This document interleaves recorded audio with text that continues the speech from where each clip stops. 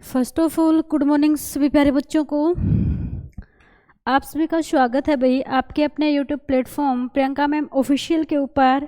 और आज की क्लास में हम इस प्लेटफॉर्म के ऊपर हिंदी का एक इम्पोर्टेंट टॉपिक पढ़ेंगे, अव्यय। देखो भाई, अव्यय क्या होता है? अव्यय क्या होता है भाई? तो अव्यय अविकारी शब्द होते हैं। अव्यय क्या होते हैं? अविकारी शब्द। ठीक है, अव्यय या अविकारी शब्द एक ही बात होती है। अव्यय हमारे जो होते हैं ना, वो अविकारी शब्द होते हैं, यानी कि जिन शब्दों में लिंग वचन पुरुष काल कारक के कारण कोई भी परिवर्तन नहीं आता। ठीक है, उनको हम क्या कहेंगे? अव्यय कहेंगे। लिखेंगे अव्यय की परिभाषा। परिभाषा, जिन शब्दों में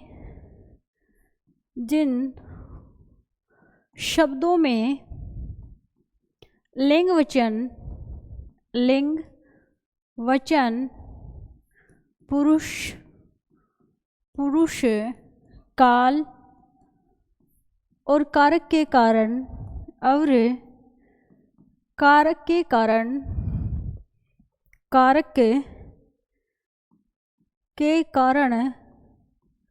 कोई परिवर्तन नहीं आता। कोई परिवर्तन नहीं आता, उन्हें हम क्या कहेंगे भाई? उन्हें अव्यय कहेंगे। उन्हें क्या कहेंगे? अव्यय या अविकारी शब्द उनको कहा जाता है। जैसे देखिएगा यहाँ पे कुछ अविकारी शब्द हैं, तो कौन कौन से शब्द हैं जो अविकारी हैं? जैसे धीरे धीरे, अगर हम जैसे की बात करें तो धीरे धीरे, अचानक,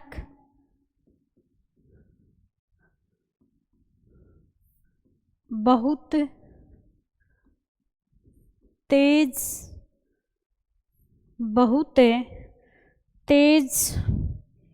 अथवा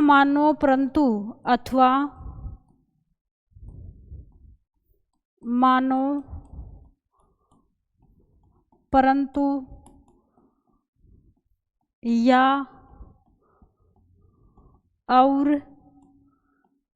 और आदि। ठीक है भाई, आदि। तो ऐसे शब्द भाई जिन शब्दों के ऊपर लिंग वचन काल कारक पुरुष का कोई भी प्रभाव नहीं पड़ता, उन शब्दों को हम क्या कहेंगे? अव्यय या अविकारी शब्द उनको हम कहेंगे।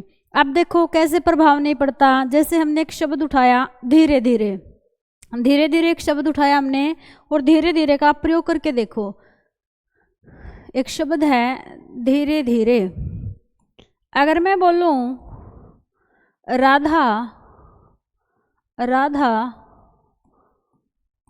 धीरे धीरे चलती है।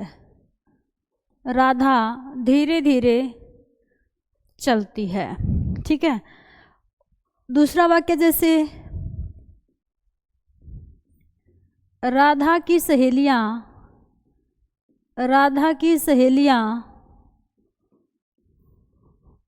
धीरे धीरे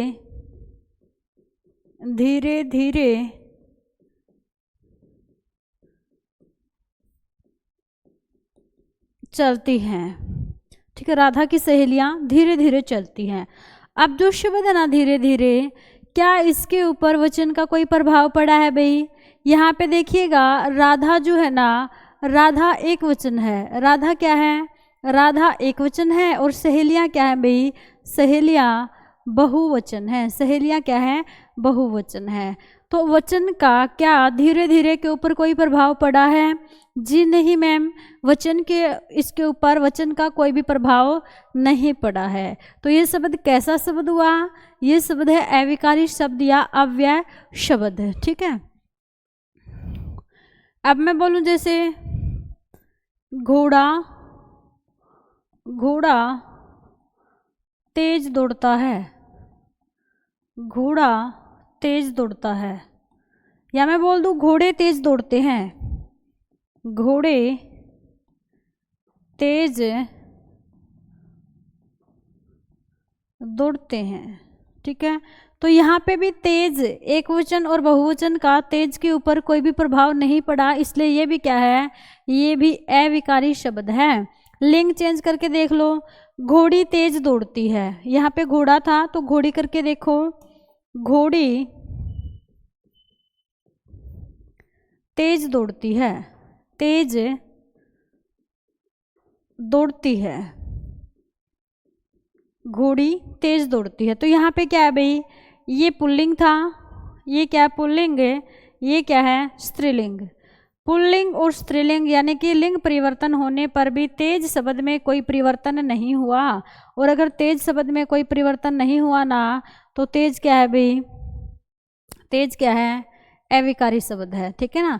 यहाँ पे पुल्लिंग है, यहाँ पे स्त्रीलिंग है, लेकिन तेज दोनों के लिए सेम तरीके से प्रयोग हुआ है, इसलिए तेज क्या है, अविकारी शब्द है। आई होप आपको ये समझ में आ गया होगा कि कौन से शब्द अविकारी होते हैं और इनको अविकारी क्यों कहा जाता है। अब देखिएगा, अविकारी, अविकारी या अव्यय के कितने भेद होते हैं। अव्यय के भेद, अगर हम बात करें अव्यय के भेद, तो अव्यय के 5 भेद होते हैं भाई। अव्यय के कितने भेद होते हैं, अव्यय के 5 भेद होते हैं। कौन कौन से, क्रिया विशेषण अव्यय, समुच्चय बोधक अव्यय, संबंध बोधक अव्यय, विस्मयादि बोधक अव्यय, और एक होता है निपात अव्यय।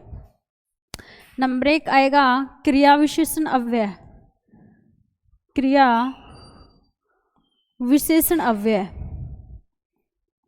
क्रिया विशेषण अव्यय या अविकारी शब्द आप इसको बोल सकते हो। दूसरे नंबर पे आएगा समुच्चय बोधक, समुच्चय बोधक अव्यय,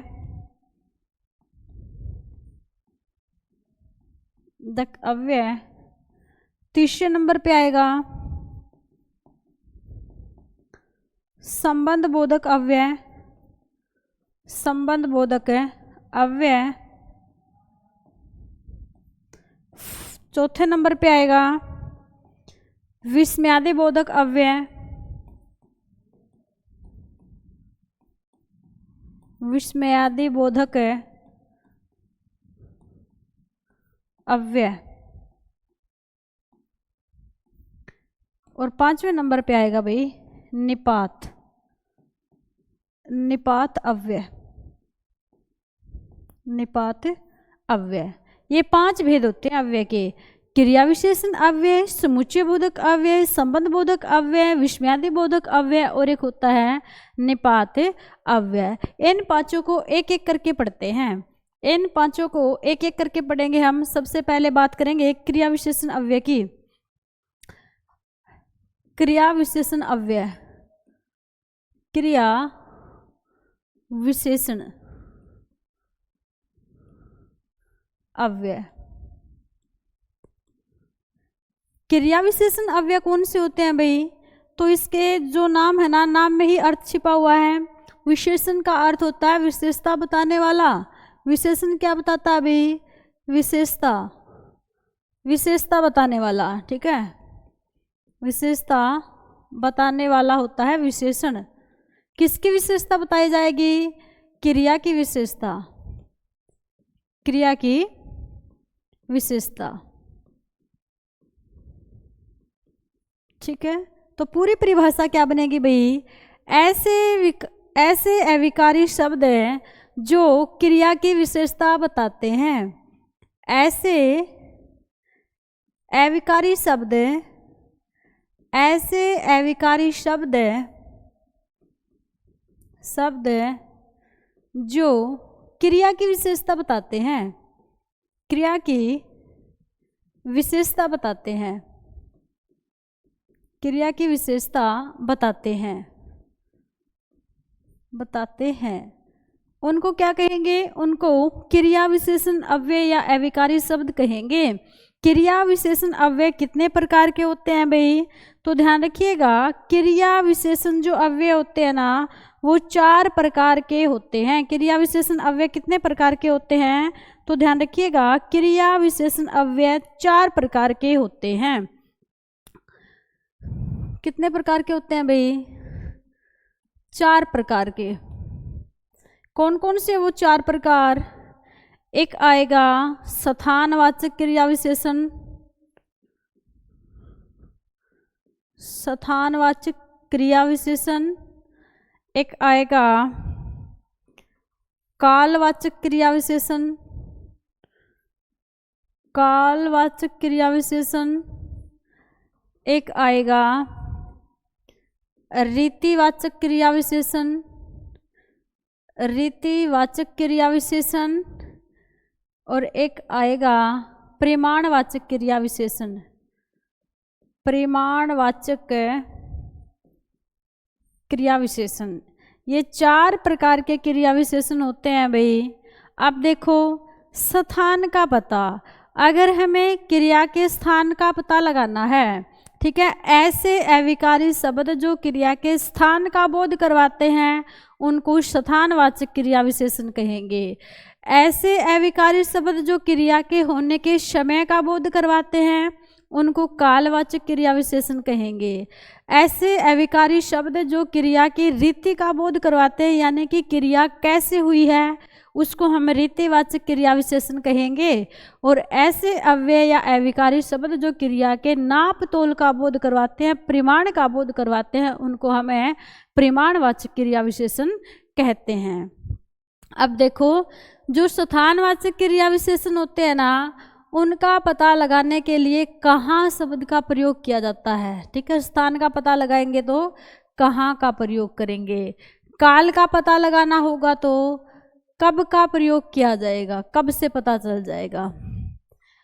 अगर हमें क्रिया की रीति का पता लगाना है तो कैसे का प्रयोग करेंगे, कैसे हुआ। अगर हमें क्रिया के परिमाण का बोध करवाना है तो कितना का प्रयोग होगा, कितना लगा के देख लेंगे। ये 4 शब्द हमारे लिए ट्रिक का काम करेंगे यहाँ पे। जैसे कि अगर हम बात करें भाई यहाँ पे, अगर क्रिया के स्थान का बोध करवाना तो कहाँ लगा के देखेंगे। जैसे देखो कौन कौन से शब्द आएंगे, दाएं बाएं। ठीक है, दाएं और बाएं जो है क्रिया के स्थान का बोध करवाते हैं, यानी कि क्रिया के दाएं और क्रिया के बाएं। इधर उधर, इधर उधर आ जाएगा। दूर पास, दूर और पास। उसके बाद सामने, सामने। ठीक है, नीचे, सामने नीचे, दूर पास, ऊपर आदि। ये ऐसे अव्यय या अविकारी शब्द हैं भाई जो क्रिया के स्थान का बोध करवाते हैं। किसका बोध करवाएंगे, ये क्रिया के स्थान का बोध करवाएंगे। उसके बाद है क्रिया का काल, यानी कि ऐसे अविकारी शब्द जो क्रिया के होने के समय का बोध करवाते हैं उनको हम क्या कहेंगे, कालवाचक क्रिया विशेषण कहेंगे। कालवाचक क्रिया विशेषण के अंदर कौन कौन से अविकारी शब्द प्रयोग होते हैं, तो देखो जैसे एक शब्द है बार बार, बार बार, प्रतिदिन, बार बार, प्रतिदिन, निरंतर, निरंतर, आजकल, बार बार, प्रतिदिन, निरंतर, आजकल, अभी, शीघ्र आदि। अभी भी आएगा इसी में, अभी, शीघ्र, शीघ्र आदि। ठीक है, तो ये सारे के सारे शब्द क्या करेंगे भाई, क्रिया के किसका बोध करवाएंगे, समय का बोध करवाएंगे। रीति यानी कि क्रिया कैसे हुई, धीरे धीरे हुई, सही हुई, गलत हुई, ठीक है, ऐसे हुई, वैसे हुई, अचानक हुई, तो वो करवाएंगे रीति का बोध। जैसे क्रिया अचानक हुई, क्रिया धीरे धीरे हुई, क्रिया तेज हुई, ठीक है, क्रिया गलत हुई, या फिर क्रिया सही हुई। गलत या सही भी इसी के अंदर आ जाएंगे।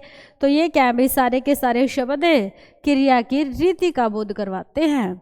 कितना, कितना से पता चल जाएगा क्रिया का परिमाण, अधिक, बहुत, ज्यादा, कम, थोड़ा, कुछ, ठीक है, इतना, उतना, बश।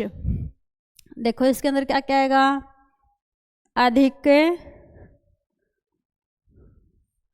ज्यादा, थोड़ा, सॉरी, हाँ, अधिक, थोड़ा, कुछ, काफी, बश। कुछ, काफी, बस, बस, ठीक है। ये बस वाली बस नहीं है, बस का मतलब है कि इनफ, इनफ वाली बस है ये, ठीक है। इतना, उतना, इतना और उतना, ये शब्द ऐसे हैं भाई जो क्रिया के परिमाण का बोध करवाते हैं, ठीक है, कि क्रिया का परिमाण क्या है। देखो जैसे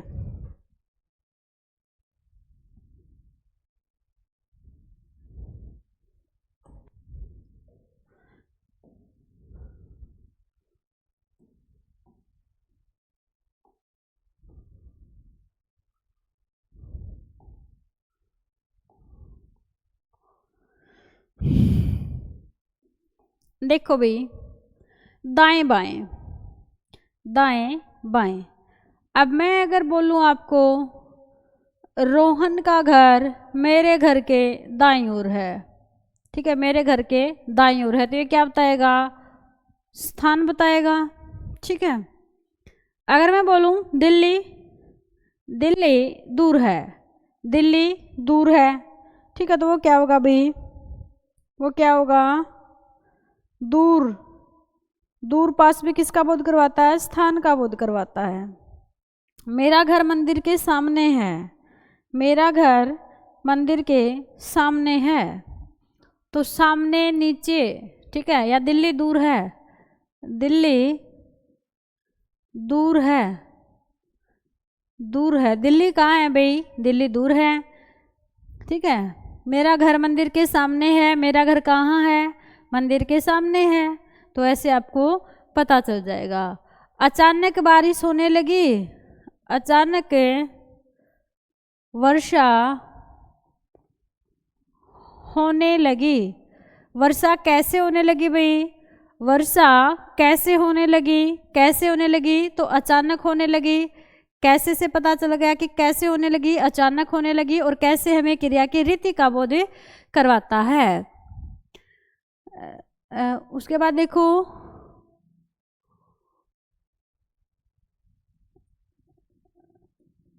गिलास में थोड़ा दूध है, गिलास में थोड़ा दूध है, गिलास में, गिलास में कितना दूध है भाई, गिलास में कितना दूध है, तो कितना लगाने से हमें पता चल जाएगा कि दूध कितना है, थोड़ा है। कितना दूध है भाई, थोड़ा दूध है, तो ये परिमाण का बोध करवा रहा है। प्रतिदिन, प्रतिदिन, प्रतिदिन सूर्य नमस्कार, सूर्य नमस्कार करना चाहिए, प्रतिदिन सूर्य नमस्कार करना चाहिए। कब सूर्य नमस्कार करना चाहिए भाई, कब करना चाहिए, तो प्रतिदिन करना चाहिए। कब करना चाहिए, प्रतिदिन करना चाहिए। ऐसे थोड़ी ना बोल सकते कि कितना करना चाहिए, कब करना चाहिए, ठीक है। तो कब करना चाहिए भाई, प्रतिदिन करना चाहिए। तो क्या हो जाएगा यहाँ पे, ये क्या बताएगा, क्रिया की काल बताएगा, ठीक है। तो ये आपको समझ में आ गया होगा क्रिया विशेषण अव्यय। उसके बाद हमारा दूसरा है समुच्चय बोधक अव्यय।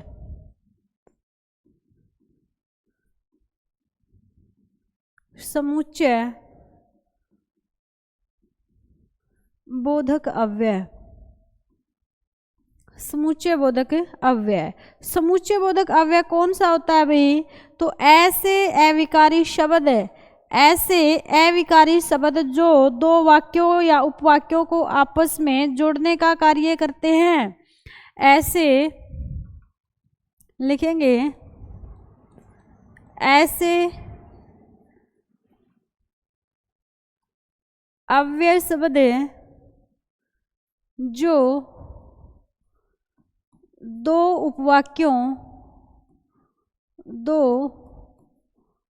उपवाक्यों या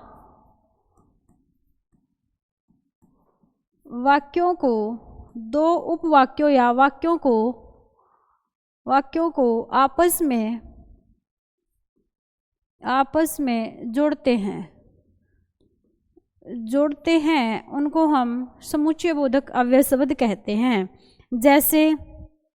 जैसे देखो भाई, एक होता है संयोजक, एक विकल्प, एक विरोध, ठीक है। तो संयोजक के लिए यानी कि जोड़ने के लिए किसका प्रयोग करेंगे हम? और या व अव्यय शब्दों का प्रयोग करेंगे। एक होता है विकल्प में कौन से अविकारी शब्दों का प्रयोग होता है? विकल्प के अंदर या अथवा का प्रयोग होगा, या फिर अथवा का प्रयोग होगा। एक होता है विरोध के लिए, विरोध में किसका प्रयोग करेंगे? विरोध में लेकिन और परंतु का प्रयोग किया जाएगा, लेकिन और परंतु। एक तो लेकिन और एक है परंतु का प्रयोग किया जाएगा। परिमाण में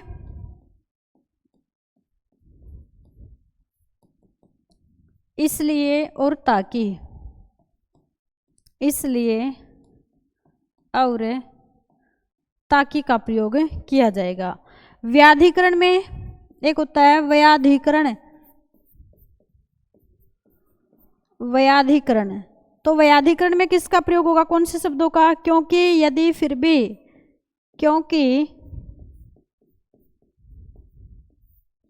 यदि, फिर भी, ठीक है। तो ये अविकारी शब्द हैं जो समुच्चय बोधक अव्यय माने जाते हैं। इसके अंदर देखिएगा, संयोजक में देखो,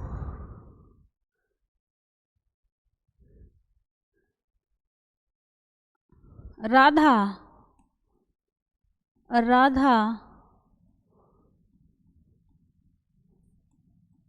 गीत गा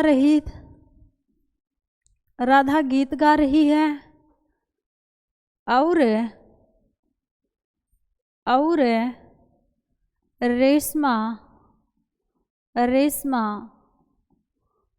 नाच रही है, ठीक है। और यहाँ पे हम व का प्रयोग भी कर सकते हैं। अब देखिएगा, समुच्चय बोधक अव्यय करते क्या है? दो वाक्यों या उपवाक्यों को आपस में जोड़ने का कार्य करेंगे। यहाँ पे देखिएगा, दो वाक्य हैं। एक वाक्य है राधा गीत गा रही है, ये एक कंप्लीट सेंटेंस है भाई, राधा गीत गा रही है। रेशमा नाच रही है, ये दूसरा है, ठीक है। ये क्या है? ये दूसरा है। यहाँ पे हमने दो संयोजक अव्यय शब्द लिए हैं, व और, ठीक है, व और। तो ये क्या कर रहा है? और इन दोनों वाक्यों को आपस में जोड़ रहा है, ठीक है। तो ये संयोजक अव्यय है। विकल्प में देखो, पर्सन संख्या एक करो या दो करो, ठीक है भाई। तो इसमें देखो, या और इसकी जगह पे हम अथवा का भी प्रयोग कर सकते हैं। ये हमें विकल्प दे रहे हैं, ये शब्द हमें क्या दे रहे हैं भाई? विकल्प दे रहे हैं कि हमारी मर्जी है पर्सन संख्या एक करें या फिर दो करें। तो ऐसे दो वाक्यों को आपस में ये जोड़ रहे हैं, ठीक है। तो ऐसे आप इनका वाक्य में प्रयोग करके जरूर देखना। तीसरा कौन सा है भाई? तीसरा है संबंध बोधक अव्यय। तीसरा है संबंध बोधक अव्यय। संबंध बोधक अव्यय। संबंध बोधक अव्यय होता क्या है भाई?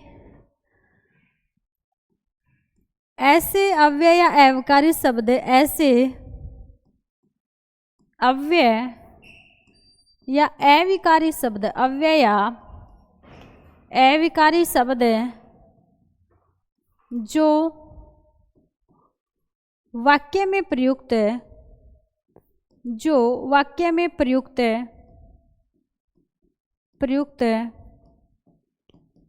संज्ञा, वाक्य में प्रयुक्त संज्ञा, सर्वनाम का संबंध, संज्ञा सर्वनाम का संबंध वाक्य के अन्य शब्दों से करवाते हैं। वाक्य के अन्य शब्दों से करवाए, अन्य शब्दों से करवाए, अन्य शब्दों से करवाए, उसको हम क्या कहेंगे? उसको हम संबंध बोधक अव्यय शब्द कहते हैं। आप देखिएगा जो संबंध बोधक अव्यय शब्द होते हैं ना, वो कौन कौन से होते हैं? कौन कौन से होते हैं भाई संबंध बोधक अव्यय शब्द हैं? जैसे कि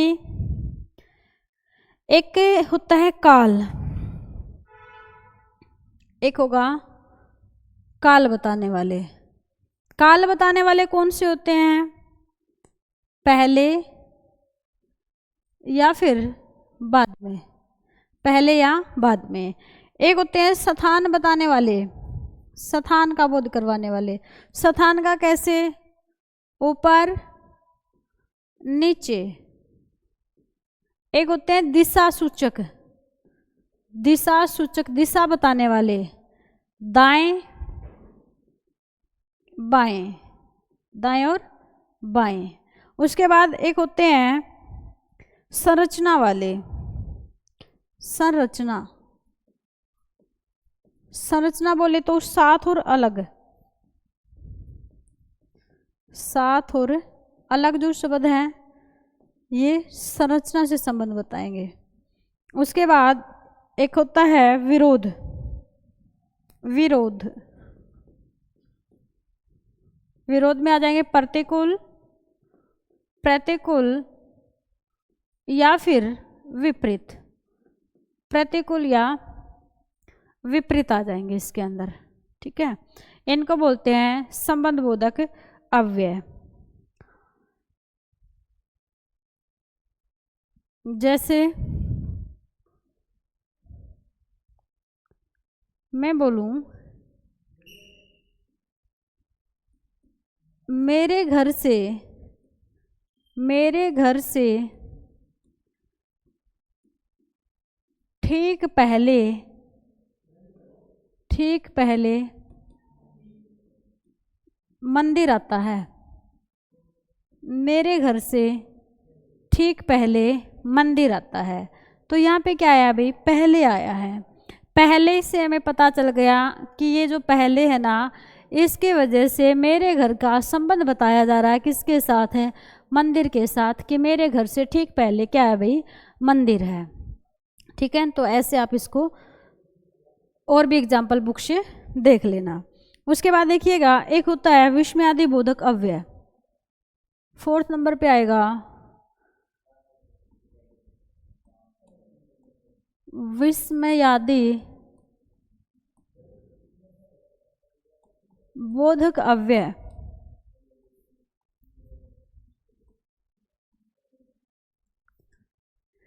ऐसे अव्यय या अविकारी शब्द जो हमें हर्ष का बोध करवाए भाई, गलाने का बोध करवाए, हर्ष, गलाने, ईर्ष्या, ईर्ष्या, ठीक है, प्रेम, हर्ष, ग्लानि, ईर्ष्या, प्रेम, आश्चर्य, आश्चर्य आदि का बोध कराने वाले, आदि का बोध कराने वाले अविकारी शब्द, आदि का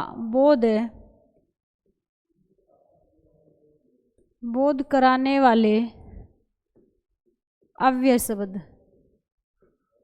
अव्यय शब्द क्या कहलाते हैं भाई? विस्मयादि बोधक अव्यय कहलाते हैं। जैसे ऐसे वाक्यों के अंदर आपको क्या मिलेगा भाई? अरे, क्या मिलेगा? अरे, वाह है, आ है, ठीक है, उफ, हाय।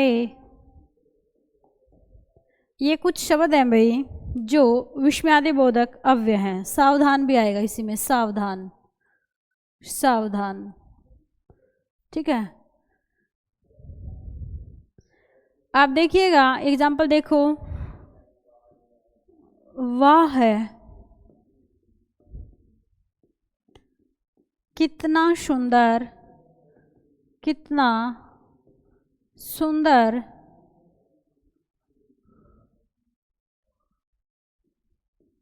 दृश्य है।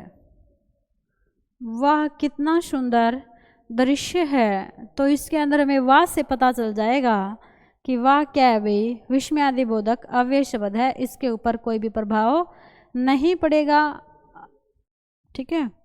उसके बाद भाई लास्ट वन इज निपात अव्यय। 5th नंबर पे क्या आएगा? निपात अव्यय। निपात अव्यय क्या होता है?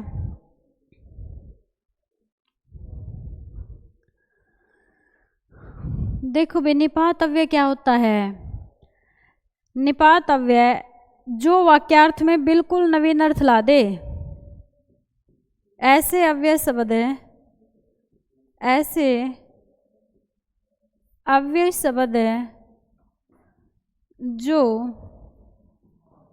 वाक्यार्थ में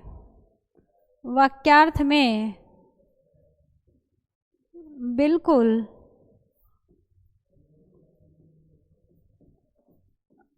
नवीन अर्थ लाएं, बिल्कुल नवीन अर्थ लाएं, उसे हम क्या कहेंगे? निपात अव्यय कहेंगे, ठीक है। ये क्या करते हैं भाई? ये क्या करते हैं? ये क्या करेंगे? किसी शब्द या पद के बाद लगकर, किसी शब्द या पद के बाद लगकर उस पर बल देते हैं, बल देते हैं, ठीक है। अब देखिएगा कौन कौन से होते हैं, कौन कौन से होते हैं? एक होते हैं स्वीकार्थक। स्वीकार्थक कौन कौन से होंगे? एक होते हैं भाई स्वीकार्थक अव्यय शब्द। स्वीकार्थक निपात अव्यय कौन से होते हैं? जैसे मैं कहूँ हाँ, जी हाँ, हाँ, जी हाँ, हाँ जी, हाँ जी, ठीक है। ये क्या होते हैं? स्वीकार्थक निपात अव्यय होते हैं। एक है नकारात्मक। नकारात्मक,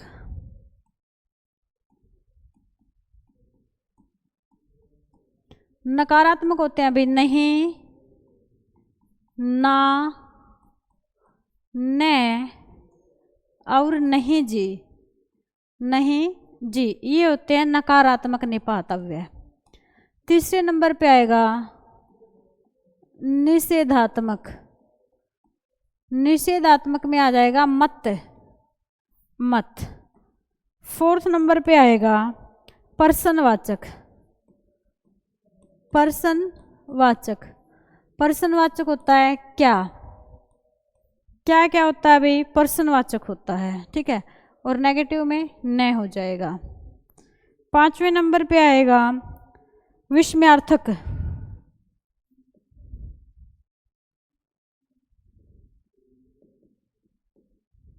विस्मयार्थक, विस्मयार्थक में क्या आएगा?